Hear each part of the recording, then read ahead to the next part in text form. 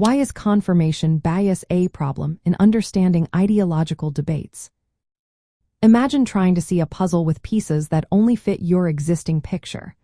That's what confirmation bias does in ideological debates. It makes people focus only on information that supports what they already believe. When you do this, you miss out on the full picture. You ignore facts that challenge your views, which can lead to misunderstandings and unfair judgments. In politics and ethics, beliefs are often tied to core values and identities. When someone has strong feelings about an issue, confirmation bias makes it harder to consider other perspectives fairly. Instead of looking at all sides, people tend to seek out sources that agree with them. This creates a cycle where they only hear what confirms their opinions. It's like being stuck in an echo chamber where only your voice is heard. This bias also makes genuine dialogue difficult. When each side only trusts information that supports their beliefs, it's hard to find common ground. Instead of working together, communities become more divided. People start to see opponents as morally wrong or irrational, which deepens the divide.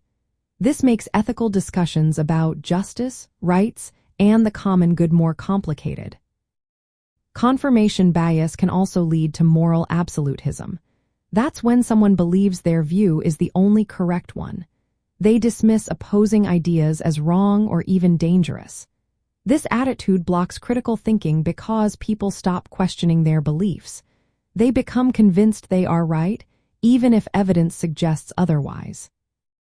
Furthermore, trust in political institutions can weaken. When facts are interpreted differently by opposing sides, each group may accuse the other of spreading misinformation. This mistrust can make it harder to reach compromises or make fair decisions. To counteract confirmation bias, it's important to actively seek out opposing viewpoints.